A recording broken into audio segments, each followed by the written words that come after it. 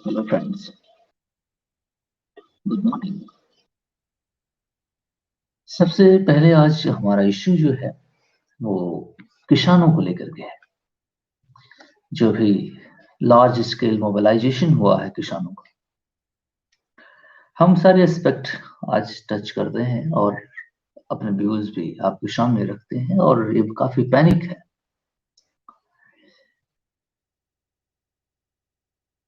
हमारा जो टॉपिक है वो मिनिमम सपोर्ट प्राइस, जो एमएसपी के नाम से जाना जाता है, न्यूनतम समर्थन मूल्य। ये न्यूनतम समर्थन मूल्य है क्या? सबसे पहले मैं आज बता दूं आपको कि किसान हमारे पंजाब और हरियाणा और दिल्ली के बॉर्डर्स पर ये कलेक्टिवली आकर के वहां पे इकट्ठा हो गए हैं लार्ज स्केल पर, जिनको रोकने के लिए सरकार ने बैरिकेडिंग, सारी पुलिस फोर्सेस, सारे तंत्र लगा दिए हैं। उनको आने से रोका जा रहा है डिफरेंट डिफरेंट बॉर्डर्स पर। एक अच्छी बात नहीं है सरकार के द्वारा भी। लेकिन क्वेश्चन ये है कि वो आना चाहते हैं और वो आएंगे तो कहीं अपना पूरा तंत्र लगा के बैठ जाते हैं, रोड आने जाने ब्लॉकिंग सारा सिस्टम हो जाता है। सो एक पैनिक सी सिचुएशन हो जाती है और ये रिजॉल्व होने वाला नहीं है। अभी चंडीगढ़ में फार्मर्स के यूनियन के बीच और किसान जो मंत्रालय के मिनिस्टर्स हैं उनसे भी मीटिंग हुई, लेकिन उसमें रिजॉल्व नहीं हो सका कुछ भी। कोई सब्सटेंशियल एग्रीमेंट को वो रीच नहीं कर पाए। मैं आपको बताना चाहता हूं कि फॉर योर काइंड इंफॉर्मेशन, जो डिमांड है फार्मर्स की कि हमें एमएसपी दिया जाए, वो भी परमानेंट कर दिया जाए थ्रू द लॉ।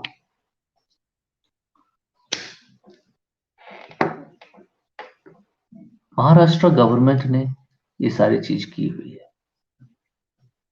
उसके क्या फायदे हुए, क्या नुकसान हुए? नुकसान भी हुए हैं, फायदे तो मुझे नहीं पता, लेकिन नुकसान बहुत हुए हैं। अगर उसे लॉ बना दिया जाए तो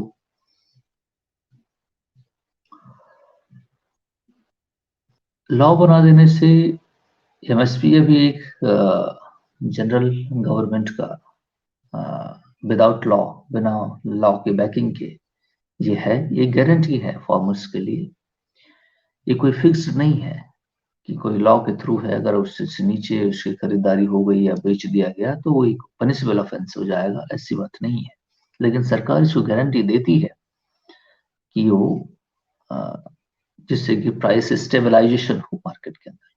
because we have large population, food की प्रॉब्लम्स क्रिएट ना हो। एमएसपी अगर हो ही ना, मुझे लगता है कि फार्मर्स को ज्यादा फायदे होंगे कंपेयर टू एमएसपी होने से। और एमएसपी को फिक्स कर दिया जाए फिर भी एक प्रॉब्लम है, इसको कंप्लीट प्राइवेटाइजेशन मैकेनिज्म में डाल दिया जाए।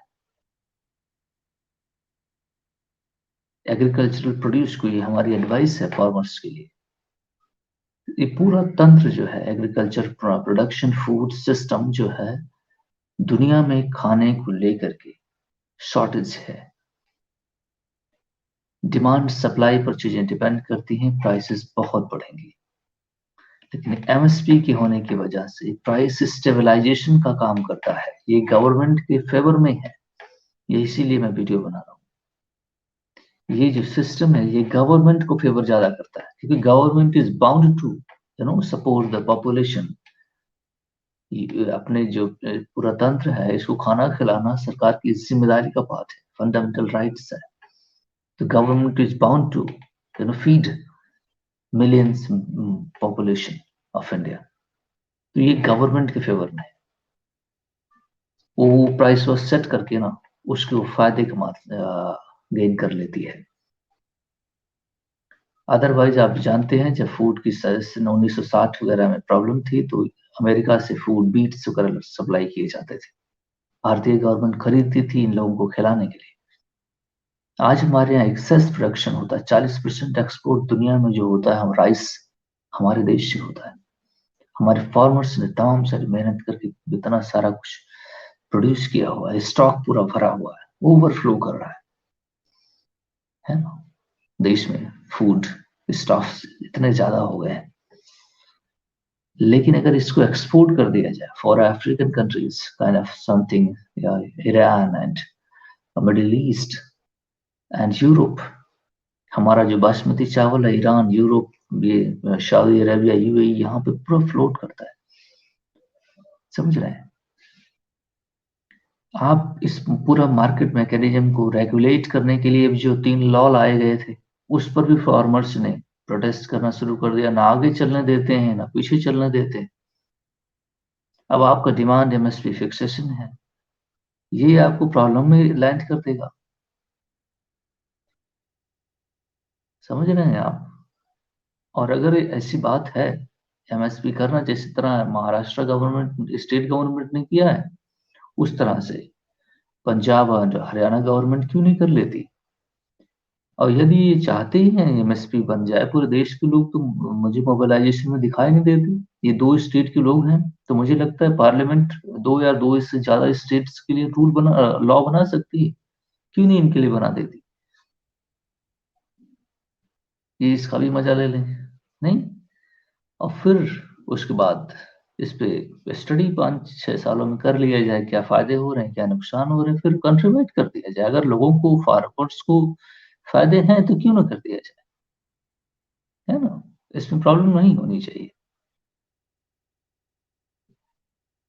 और मुझे इसमें कोई इतना बड़ा आंदोलन नजर नहीं आता, लेकिन जिस तरह लोग मोबिलाइज कर रहे हैं, उनको रोकने की कोशिश कर रहे हैं, वो चढ़े जा रहे ट्रैक्टर लेकर के, नहीं, पुलिस लाठियां बरसा रही, कोई गोली वो गन फायर कर रहा है, कोई कुछ कर रहा है, नहीं, smoke guns kind of something is being used for the dispersion of the farmers. So बहुत अजीब काइंड ऑफ सिस्टम बनता जा रहा है। मैं कह रहा हूँ डिमांड इनकी है तो पूरी कर दो, नहीं? 2 स्टेट की बात है, 2 स्टेट में कोई खास बात नहीं है, कर देख लो इसकी स्टडी, फिर कर लेना, है ना? फिर फार्मर्स को इसमें इन्वॉल्व कर लो, फार्मर्स यूनियंस हैं, नहीं, ऑल इंडिया फार्मर्स यूनियन, ये बहुत सारी यूनियंस उसमें पार्टिसिपेट कर रहे हैं, तो क्यों किसान को या गवर्नमेंट खुद एक विलेन बन रही है? बीच में क्यों नहीं एक्सेप्ट कर लेती? यदि ऐसी बात है तो स्टेट गवर्नमेंट लॉ पास कर ले अपने यहाँ।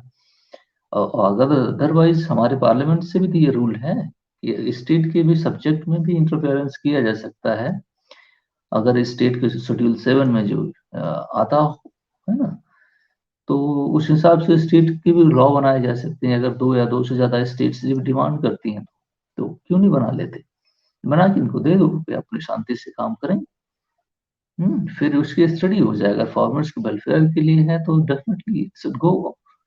लेकिन मुझे नहीं लगता कि एमएसपी जो है ये गवर्नमेंट के फेवर में है, फिर से कहूंगा, क्योंकि गवर्नमेंट इस प्राइस फिक्स करके, और उसमें एफसीआई जो फूड कॉर्पोरेशन ऑफ इंडिया है वो उसको बाई कर लेता है, और फिर उसको पब्लिक डिस्ट्रीब्यूशन सिस्टम के तहत डिस्ट्रीब्यूट कर दिया जाता है। तो इसमें लार्जली जो है वो गवर्नमेंट को फायदे हैं कंपेयर टू फार्मर्स को। और ऐसा तो कदाचित, हाँ, एक बात ये है कि एमएसपी ना होने की वजह से हमारे फार्मर्स अवेयर नहीं है। जो उसमें बिचौलिए वाले कंपोनेंट होते हैं ना, उनको कम प्राइस पर उसको खरीदना शुरू कर देंगे। समझ रहे हैं? ये इसमें एक प्रॉब्लम जरूर है, क्योंकि फार्मर्स उसको कैपिटलाइज नहीं कर पाते अपने फूड प्रोडक्शन को। हम्म, तो इनका एक्सप्लॉयटेशन भी शुरू हो जाएगा। इसके लिए जरूरी है कि इनको एक ओपन मार्केट, जो कि 3 लॉ लाए गए थे ओपन ट्रेड के लिए, ये भी होना चाहिए। लेकिन फार्मर्स अपने प्रोड्यूस को खुद मार्केटिंग करना सीखें, है ना, तो मैं समझता हूँ कि चीजें अच्छी होंगी। अदरवाइज वो इनके प्राइवेट वेंडर्स के बीच में पड़ जाएंगे और फिर उनको प्रॉब्लम शुरू हो जाएगी। जैसा कि भी 3 लॉ थे, जो कृषक उपज व्यापार और वाणिज्य, है ना, संवर्धन एवं सरलीकरण अभियान अधिनियम 2030, 2020 है ना, 2020 में जो भी पास हुआ। दूसरा कानून था जो कृषक सशक्तिकरण व संरक्षण, कीमत आश्वासन और कृषि सेवा पर आधारित अधिनियम 2020। और तीसरा कानून था जो आवश्यक वस्तुएं संशोधन अधिनियम 2020, जो इसेंशियल कमोडिटी एक्ट है, आवश्यक वस्तुएं संशोधन है ना। तो ये भी एक, इसको भी रिजॉल्व करता था। इसको ये ओवरऑल जो मुझे तीनों लॉ को स्टडी मैंने किया, उसमें एक बात निकल के सामने आती है, कंप्लीट प्राइवेटाइजेशन करने की कोशिश थी। और इसेंशियल कमोडिटी एक्ट्स को भी डिसॉल्व करने का मीनिंग ये था कि आप होर्डिंग करना लार्ज स्केल शुरू कर दें, है ना। और इसमें प्राइवेट इन्वेस्टमेंट बाहर से होना शुरू हो जाएगा। ये सारे तंत्र इसमें बना दिए जाए, ठीक है। ये प्रोग्राम था। बाकी जो जो दोनों लॉज थे ऊपर के डिसॉल्व किए गए, क्योंकि उनके साथ किसानों के साथ एग्रीमेंट्स किए जा सकें, कॉन्ट्रैक्ट्स किए जा सकें, ये सारी चीजें। तो भी कंप्लीट प्राइवेटाइजेशन का पिक्चर था जो प्राइम मिनिस्टर मोदी ड्रॉ कर रहे थे। और बहुत अच्छी चीज थी ये। लेकिन अनफॉर्चुनेटली किसान इसमें उनको प्रॉब्लम थी। मुझे लगता है कि उनको प्रॉपर स्टडी करने की जरूरत है, और वो कुछ किसानों जो उनके लीडर्स हैं वो उसको ढंग से अंडरस्टैंड नहीं कर रहे। और सब एक प्रॉब्लम ये आ गई है कि जो ये गवर्नमेंट है इसके खिलाफ जाना भी एक देशभक्ति टाइप से बन गया है। उसको विदाउट रैशनल मैकेनिज्म, विदाउट है ना रैशनली थिंकिंग, आप उसके अपोज करना ही एक ऐसा धर्म सा बन गया है कि क्योंकि ये जो आई है तो पूरा सिस्टम खराब कर देने वाली है। मैंने उस लॉ को, तीनों लॉज को पढ़े हुए हैं। किसी का लैंड ग्रैबिंग करने का कॉन्सेप्ट उसमें था ही नहीं, है ना।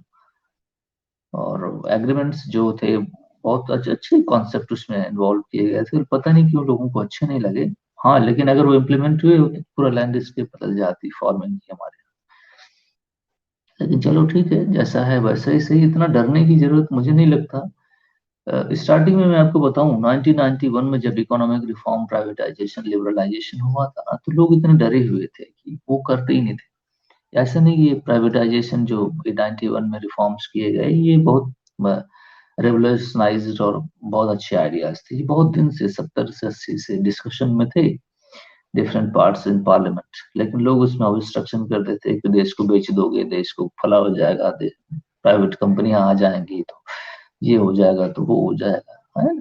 उसमें तमाम सारे लोग पार्लियामेंट में दंगे कर देते थे, उठक पटक नहीं, गाली गलौज शुरू हो जाता था। तो कभी रियलाइजेशन नहीं हो सका। लेकिन लास्ट में जब 91 में उसे प्राइवेटाइज किया गया ना इंडियन इकोनॉमी को, फिर देखिए नहीं कितना कुछ बूस्ट और कितना कुछ प्रॉस्पेरिटी है। एक देश बैंकरप्ट हो गया था, पता है, 91 में। तो जरूरी है कि हमें थोड़ा सा रैशनल होकर के इसको सोचना है। कंपटीशन में आना होगा, है ना। और अपने अच्छे प्रोड्यूस को, उसको अच्छी प्राइस मिल सके आपको, है ना। और एक बॉक्स में बंद रहने से नहीं चीजें अच्छी नहीं होंगी। आपको खुद सीखना होगा फार्मर्स को कि किस तरह बिजनेस करना है। तो आप लोग इतनी मेहनत करते हैं और उसको चाहिए कि खुद भी पार्टिसिपेट करें, और जो प्रोड्यूस करते हैं, जो मेहनत करते हैं, वो उसका रियलाइजेशन एक्चुअल में मॉनेटरी सिस्टम्स के थ्रू होना चाहिए। आपको बेनिफिट्स होने चाहिए, है ना। और एक सैलोज में रहने से बात नहीं बनेगी। सो मैं इतना कहना चाहता था कि गवर्नमेंट को चाहिए कि गवर्नमेंट इसको मान ले, है ना, और फिर 5 सालों तक के लिए इनको फिक्स कर दे।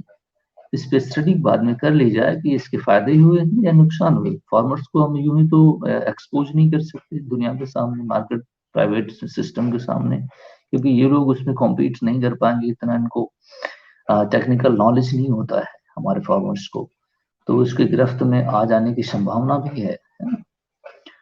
तो ये एक फियर भी है। लेकिन अगर वो अच्छे ढंग से करें, या गवर्नमेंट अभी एफपीआई सिस्टम भी इंस्टॉल कर रही है, करीब 10,000 FPI, farmers portfolio kind of investment, इस तरह डिफरेंट डिफरेंट ब्लॉक्स लेवल पर उनको फैसिलिटेशन करने के लिए बनाया जा रहा है। मुझे एग्जैक्टली उसका नाम नहीं याद आ रहा।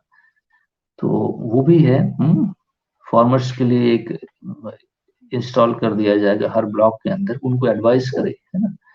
और उन फिर क्लस्टर्स ऑफ फार्मर्स ग्रुप बनाया जाए, है ना। फिर उनसे डायरेक्टली वो चीज बाई कर लिया जाए, जिससे उसमें जो मीडिएटर आते हैं उनका जो फंक्शन है वो खत्म हो जाए। ठीक। मैं अभी उसको बता देता हूँ एग्जैक्टली उसका नाम क्या है।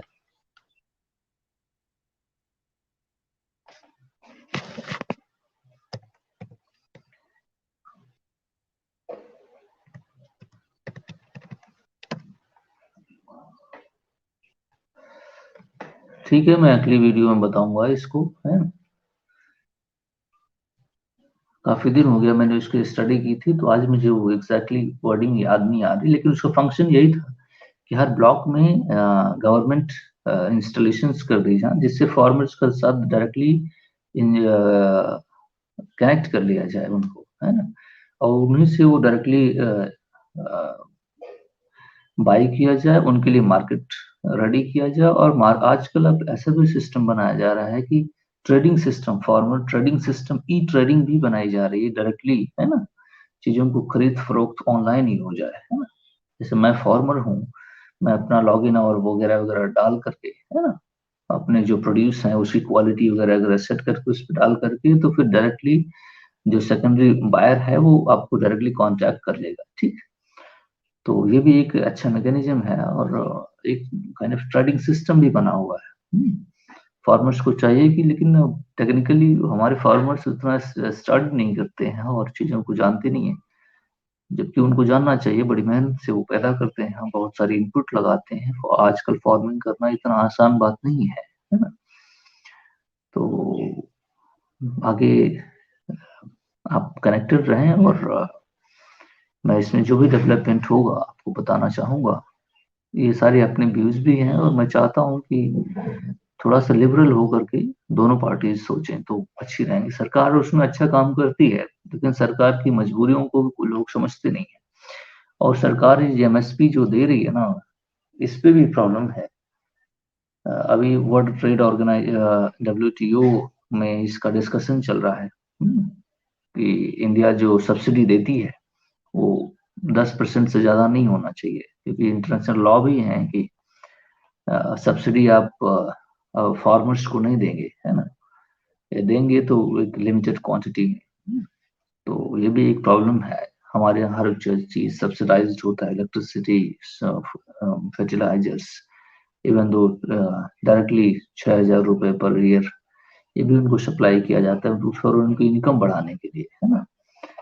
तो ये सारी चीज देखने वाली है, और गवर्नमेंट बाउंड है, इंटरनेशनल आंसरेबल है ना, इंटरनेशनल लॉ के प्रति भी। तो ये भी सब देखने की बातें हैं, और शायद इसीलिए गवर्नमेंट एमएसपी फिक्सेशन नहीं कर पा रही, क्योंकि इसमें प्रॉब्लम उसको इंटरनेशनली भी होंगी, जो आम फार्मर्स उसको बिल्कुल ही नहीं जानते हैं, है ना। तो लेट्स सी, जो डेवलपमेंट होता है मैं आपको बताऊंगा, लेकिन मुझे लगता है कि तीनों दोनों स्टेट के प्रति स्टेट गवर्नमेंट को एक्शन ले लेना चाहिए, 5 साल के लिए एमएसपी बना देना चाहिए, और फिर उनको कर देना चाहिए काइंड ऑफ प्राइस फिक्सेशन, जिससे उनको कुछ बेनिफिट्स हो सके। ठीक है, so thank you very much.